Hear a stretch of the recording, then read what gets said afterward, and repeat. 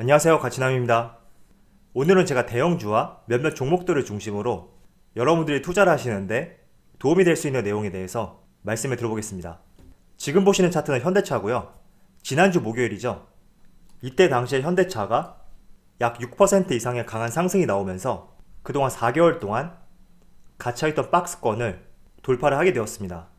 자, 그런데 그 당시에 제 영상의 댓글을 보면 많은 분들께서 미리 선침해했다, 이런 의견들이 계시더라고요.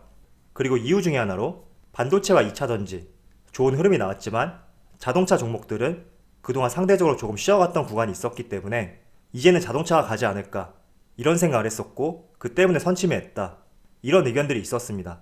자, 그런데 저는 주식에 대해서 감이 없다면 이런 현상에 대해서 생각을 할 수가 없고 또 미리 선침해할 수 있는 이런 행동에 대해서 전혀 생각을 할 수 없다고 그렇게 믿고 있습니다. 그래서 저는 여러분들이 좋은 종목, 이런 종목들을 찾고 쫓아다닐 것이 아니라 주식에 대한 센스라고 하죠. 주식에 대한 감을 기르는데 집중을 하자, 이런 말씀을 드리고 싶습니다.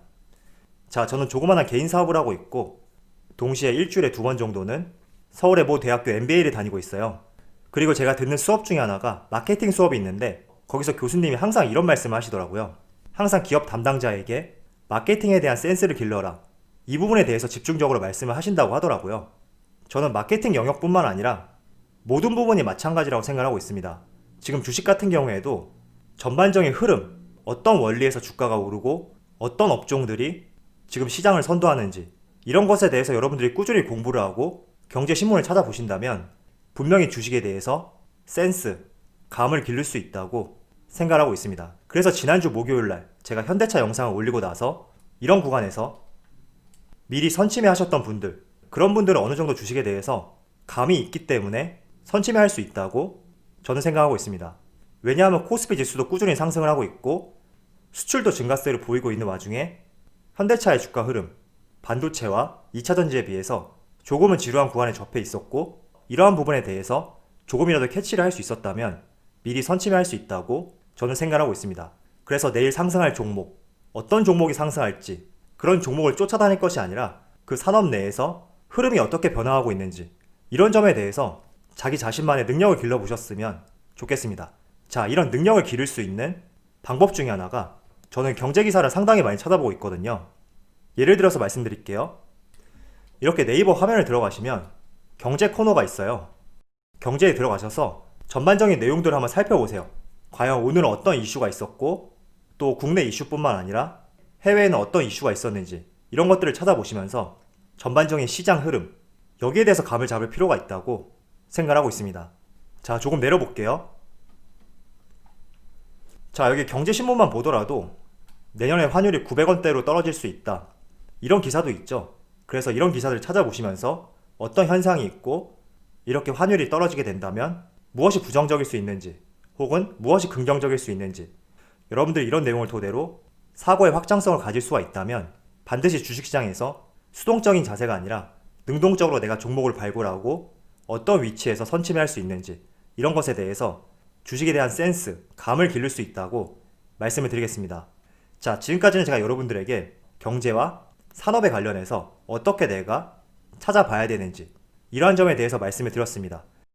자, 그리고 두 번째는 여러분들이 많은 경험을 해봐야 된다고 저는 생각하고 있습니다. 즉, 주식에 대한 감이라는 것도 경험이 많아야지 감이라는 것도 생길 수가 있거든요. 그래서 여러분들이 주식에 대해서 잘 모르고 경험도 없는 상태에서 무리하게 베팅을 할 것이 아니라 소액으로 여러 종목 베팅을 해보면서 어느 정도 경험을 쌓아야지 나중에 전반적인 흐름, 이런 것에 대해서 파악을 할 수 있다고 저는 생각하고 있습니다. 자, 이런 기본기가 부족하게 된다면 어떠한 현상이 발생이 될 수 있냐면, 예를 들어서 말씀을 드려볼게요. 자, 지금 보시는 차트는 코스피 종합 차트이고요. 지난 3월 달에 코로나로 인해서 최저점을 찍었던 종합주가지수, 그런데 3월 중순부터 지속적인 반등이 나왔죠. 한번 4월달, 5월달 이 구간을 생각해 볼게요. 결과적으로 V자 반등이 나왔고 더 큰 상승이 나왔기 때문에 조금은 제가 하는 말이 와닿지 않을 수가 있지만 전반적으로 4월, 5월 같은 경우에는 V자 반등에 대해서 전혀 예상을 할 수 없었던 그 시기였습니다. 자, 그런데 이 구간 내에서는 철저하게 언택트 종목, 그리고 진단키트 관련주, 이런 종목들이 중심을 잡고 강하게 치고 올라갔단 말이에요. 네이버, 카카오, 시젠, 알서포트 이런 종목들이 강한 시세를 보였고, 반면에 항공주라든지 면세점, 여행 이런 종목들은 지속적인 하락이 나오고 있었습니다. 자, 그런데 주식에 대한 감이 좀 부족하다면 아마도 3월, 4월 이 구간에서 여행주라든지 면세점 이런 종목들을 매수하신 분들이 꽤 있을 거예요. 왜냐하면 지속적인 하락이 나오고 있기 때문에 단지 싸 보이니까 매수를 할 수가 있단 말이죠. 그래서 이런 부분을 조금이라도 방지를 하기 위해서는 내가 산업을 읽을 줄 알아야 되고, 또 어떤 산업이 지금 주도 산업인지 이런 것들을 찾을 줄 알아야 되고, 또 차트의 흐름을 통해서 앞으로 흐름은 어떻게 될지 이런 점에 대해서도 내가 생각을 할 수 있다고 말씀을 드리겠습니다. 그래서 정리를 해서 말씀드리면, 내가 주식을 잘하기 위해서는 어떤 종목이 상승할지 그 상승하는 종목을 찾을 것이 아니라 주식에 대한 감을 길러야 되는데, 그 감을 기르는 것 중에 하나는 전반적인 산업에 대해서 내가 읽을 줄 알아야 되고, 또 두 번째는 많은 경험을 쌓으면서 주식에 대한 감을 잡을 필요가 있다고 저는 생각하고 있습니다. 그래서 아마 주식에 대한 감이 조금 있고 산업을 읽을 줄 아시는 분들이라면 아마도 내년을 위해서 자동차, 반도체, 2차전지 이 업종들을 중심으로 포트폴리오를 다 구성을 했을 거예요.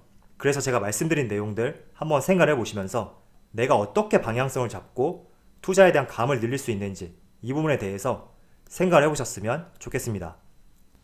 자, 지금부터는 다른 이야기인데, 많은 분들께서 내가 매수하고 나서 비교적 짧은 기간이 아니라 예를 들어서 3개월 혹은 6개월, 1년 동안 내 매수가 아래에서 움직였던 주가가 어느 시점을 트리거로 해서 내 매수 평단가를 넘어섰을 때, 이러한 상황이 됐을 때 많은 분들께서 거의 수익 없이 매수가에 매도하시는 분들이 굉장히 많더라고요.